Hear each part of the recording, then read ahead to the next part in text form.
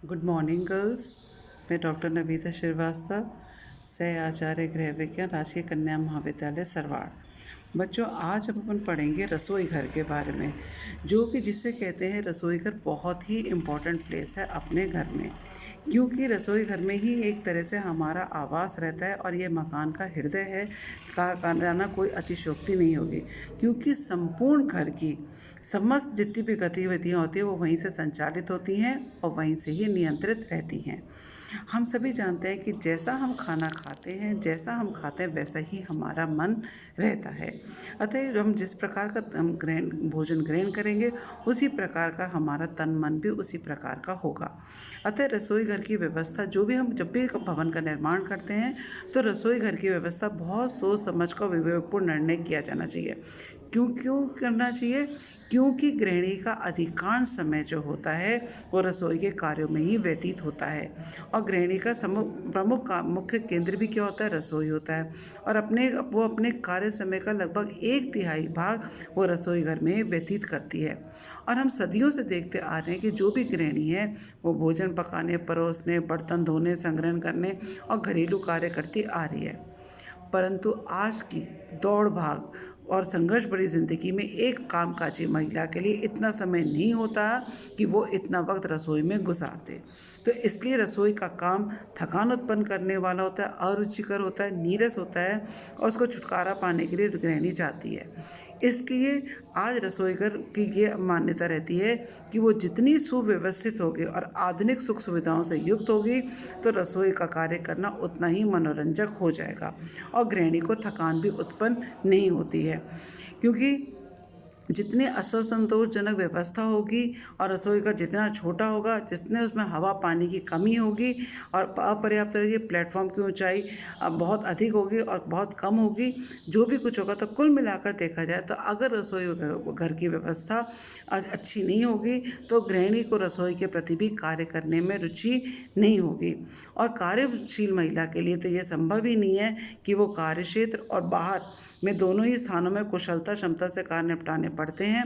तो अगर ये चीज़ घर में ही उसको सुकून नहीं मिलेगा, तो वह कार्य क्षेत्र में भी अपनी अपनी उपलब्धि नहीं दे पाएगी और जिम्मेदारियां नहीं निभा पाएगी।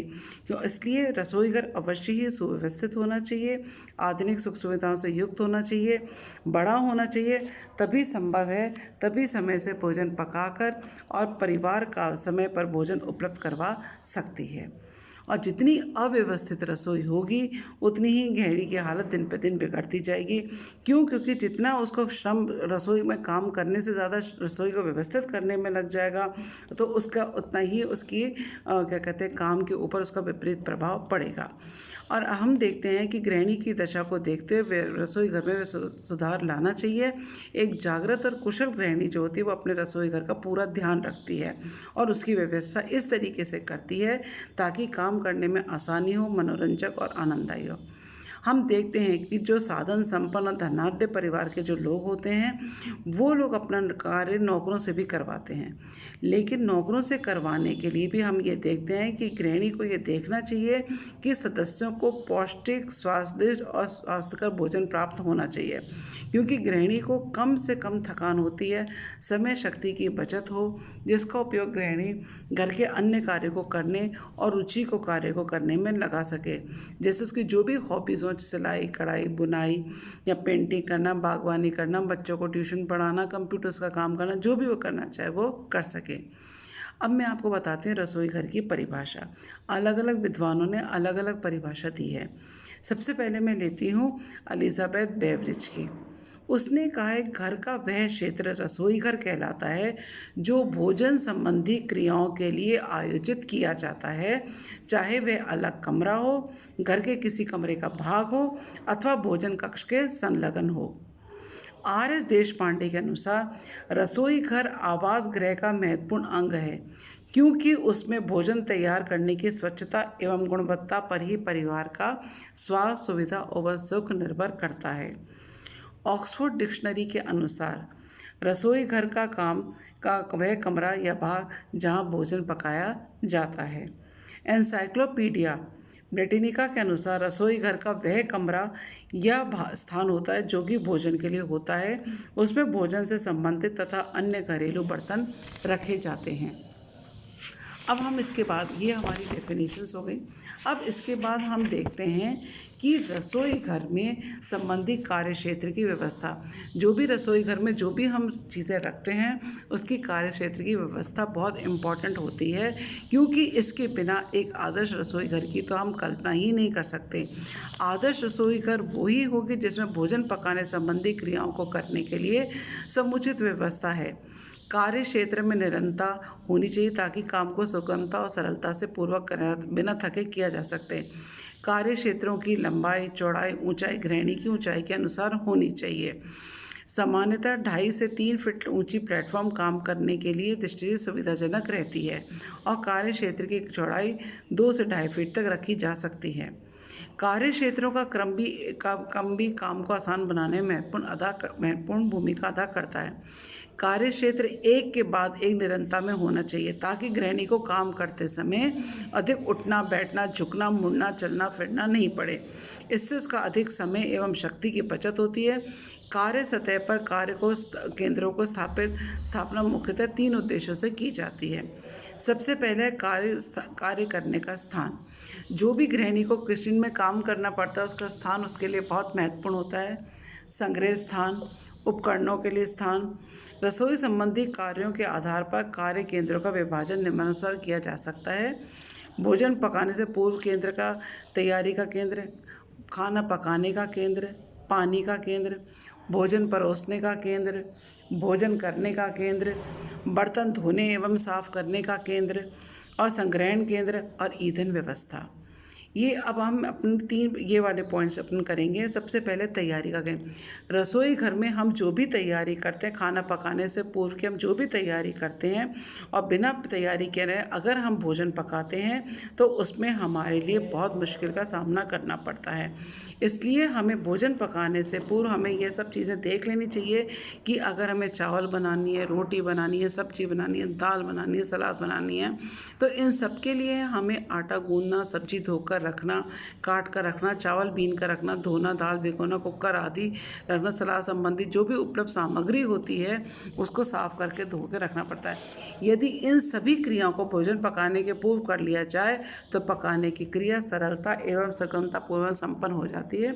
इसलिए भोजन पकाने से पूर्व तैयारी करना अत्यंत आवश्यक होता है। अगर हम देखा जाए तो भोजन विदेशी शैली से पकाया जाता है तो तैयारी हेतु मेज़ अथवा प्लेटफॉर्म काउंटर का उपयोग किया जाता है।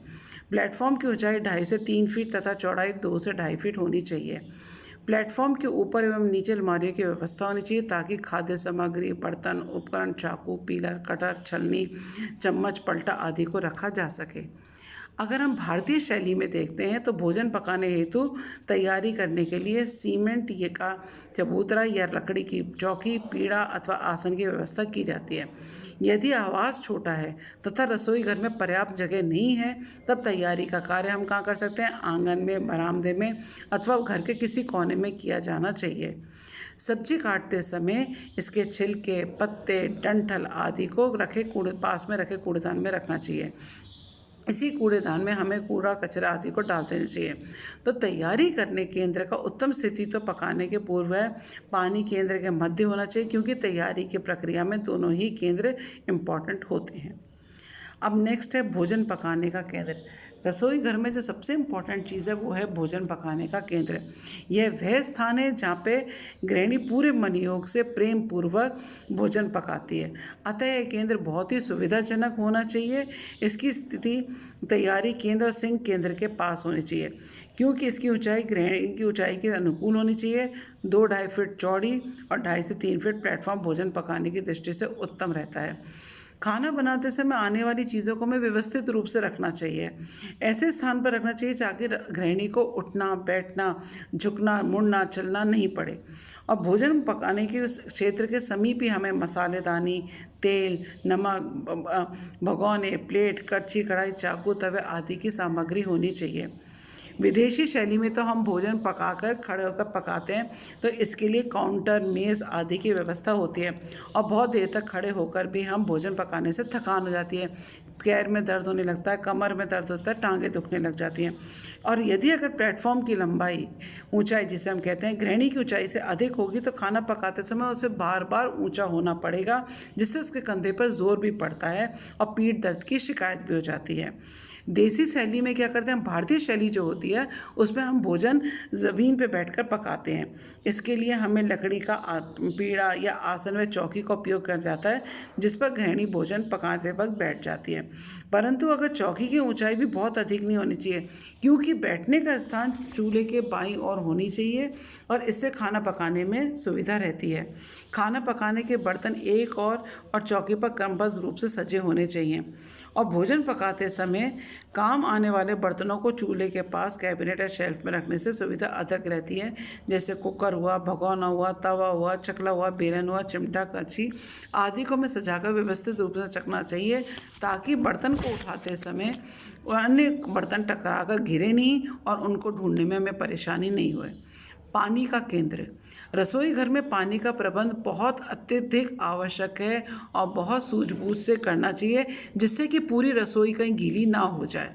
इसके बिना तो और पानी के बिना तो हम रसोई में भोजन पकाने की हम कल्पना ही नहीं कर सकते, क्योंकि भोजन पकाने तैयारी दोनों के लिए ही पानी की ज़रूरत होती है। सिंक की स्थिति ऐसी होनी चाहिए कि जो भोजन पकाने के केंद्र के निकट हो। सिंक की लंबाई, चौड़ाई और ऊंचाई सुविधाजनक होनी चाहिए, ताकि कार्य करना आसान एवं सुगम हो। सिंक की ऊंचाई फर्श से 3 फीट ऊंची होनी चाहिए। मध्यम आकार का सिंक कार्य की दृष्टि से उत्तम रहता है। सारणी के अनुसार रूट मार्टिन ने सिंक की उपयोगिता के बारे में कहा है, सिंक केंद्र रसोई घर का सर्वाधिक उपयोग में आने वाला केंद्र है। इसकी स्थिति सामान्यतः भोजन तैयारी केंद्र तथा भोजन पकाने और परोसने के केंद्र के मध्य में होती है। सिंक में जो भी जल आपूर्ति है उसमें 2-3 नल होने चाहिए। एक तो जिससे टंकी का पानी आए, एक जो हमें संग्रहित पानी के लिए, दूसरा जो ताज़े पानी का होता है, तीसरा एक गर्म पानी के लिए। सिंक के दोनों ओर ड्रेन बोर्ड होने चाहिए। ड्रेन बोर्ड किसे कहते हैं कि हमने बर्तन रखे, उसमें से पानी रिस के सीधा सिंक के अंदर चला जाए, मतलब कहीं और वो ना जाए। और ड्रेन बोर्ड की जो ढाल होती है उसको सिंक की तरफ करना चाहिए। पास में ही हाथ पोंछने के लिए तौलिया होना चाहिए, टांगने की खूंटी होनी चाहिए, विम होना चाहिए, साबुन पानी होना चाहिए, स्पंज होना चाहिए, स्क्रबर होना चाहिए, जूना होना चाहिए, डिश वॉशर आदि रखने हेतु जगह होनी चाहिए। सिंक स्टेनलेस स्टील का, पोर्सलिन, सीमेंट या एनामल का भी बना हो सकता है, लेकिन आजकल स्टेनलेस स्टील का सिंक ज़्यादा प्रचलित है, क्योंकि उसको आसानी से हम साफ़ कर सकते हैं। सिंक पर जाली की व्यवस्था भी होनी चाहिए, क्योंकि सिंक केंद्र के नीचे जाली लगी रहती है और यह नाली की व्यवस्था भी की जानी चाहिए। सिंक के पीछे की दीवार टाइल्स की बनी होनी चाहिए, जिससे कि सिंक के नीचे ढक्कनदार कूड़ेदान होना चाहिए, ताकि सब्जियों के छिलके, जो भी जूठन, रोटी के टुकड़े आदि होते हैं, वो उसे हम कूड़ेदान में डाल दें। 4th पॉइंट आता है हमारा भोजन परोसने का केंद्र। भोजन परोसने का केंद्र भी बहुत इम्पॉर्टेंट है, क्योंकि भोजन परोसना, जितना सुंदर और आकर्षक रूप से हम भोजन को परोसते हैं तो हमारे खाने वाले की भूख बढ़ जाती है। खाने वाले का मन भोजन करने के लिए होता है और आमाशय से पाचक रस भी निकलने लग जाता है। अतः भोजन परोसे जाने का केंद्र भी सुव्यवस्थित होना चाहिए। भोजन परोसने का केंद्र भोजन पकाने और भोजन खाने के मध्य में होना चाहिए। इससे मुख्यतः शक्ति की बचत होती है। और भोजन मुख्यतः 2 प्रकार से परोसा जाता है, एक तो भारतीय शैली से और एक पश्चिमी शैली से। भारतीय शैली में क्या होता है, हम एक ही थाली में 2-3 कटोरी रख देते हैं, भोजन सामग्री रख देते हैं, सलाद चटनी आदि सजाकर भोजनकर्ता के समक्ष रख देते हैं। आरंभ में भोजन में हम सामग्री कम परोसते हैं, बाद में भोजन सामग्री दोबारा परोसी जाती है। भोजन परोसने के बर्तन साफ, स्वच्छ और आकर्षक होने चाहिए। जहाँ तक संभव हो सके एक ही धातु के बने बर्तन हमें लेने चाहिए, जैसे बोरोसिल की प्लेट है तो कटोरियाँ, प्लेट्स, गिलास आदि भी बोरोसिल की हों। ये देखने में अत्यंत ही सुंदर, आकर्षक और मनमोहक लगते हैं और भोजनकर्ता की भूख भी बढ़ाते हैं। विदेशी पद्धति में देखा जाए तो भोजन को साफ सुथरे, स्वच्छ और चमकदार डोंगे में भरकर मेज़ पर रख देते हैं। अब उसको क्रमबद्ध तरीके से सजाकर रख देते हैं तथा प्लेट, कटोरियाँ, चम्मच, चाकू, कांटे, प्याले, बाउल जो भी होते हैं उनको आदि को सजाकर रख देते हैं। मेज़ पर ही अचार, चटनी, मुरब्बा, मिर्च, नमक आदि रखे जाते हैं। भोजन करता अपनी इच्छा अनुसार भोजन स्वयं परोसता है और इस विधि में क्या होता है, छूटने की संभावना बहुत कम हो जाती है तथा भोजन परोसने में व्यय होने वाला श्रम और समय का बचत होता है। साथ ही अधिक व्यक्ति एक साथ बैठकर भोजन कर सकते हैं। गर्म भोजन रखे जाने वाले मेज़ पर सनमाइका या एस्बेस्टोस की शीट लगी होनी चाहिए और रसोई घर में लकड़ी के पटरे का काम पर खाने का सामान रखना अधिक उचित रहता है। फिर भोजन करने का केंद्र। भोजन ग्रहण करने का स्थान साफ सुथरा आवश्यक होना चाहिए। हम जहाँ पे भी भोजन ग्रहण करते हैं तो वह बिल्कुल ही ऐसा होना चाहिए कि व्यवस्था रसोई में ही की जानी चाहिए, जैसे मुड़ने वाली कुर्सी हो, मेज़ या दीवार में उसके तख्ते व्यवस्था होनी चाहिए।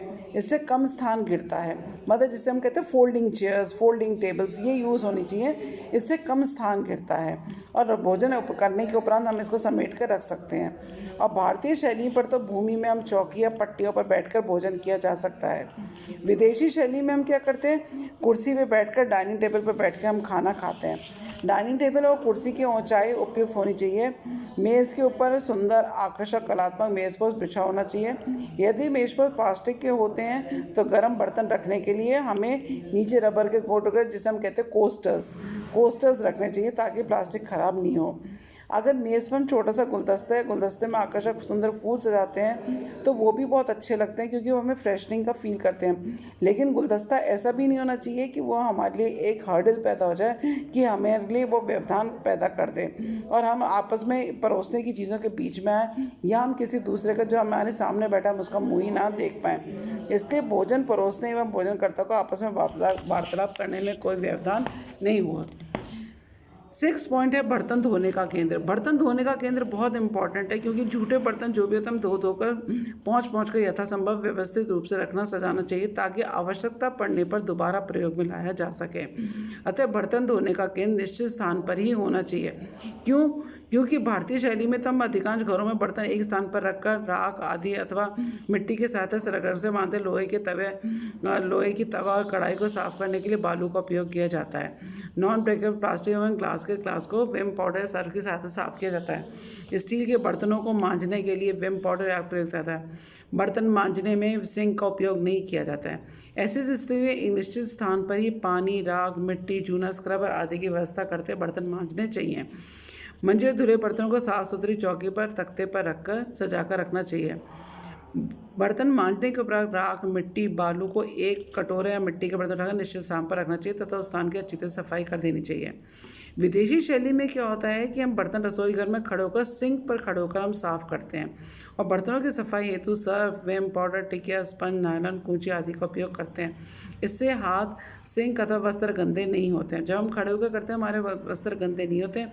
धुले एवं स्वच्छ बर्तनों को सिंक के बाएं ओर सजाकर पलट कर रख देना चाहिए ताकि बर्तनों में से पानी भी निकल जाए। बर्तन मांजने के उपरांत धुली हुई धोने वाली सामग्री जैसे स्पंज हुआ, विम पाउडर, टिकिया, जूना आदि को एक निश्चित स्थान पर सुरक्षित रख देना चाहिए ताकि देखने में सिंक गंदा नहीं रहा।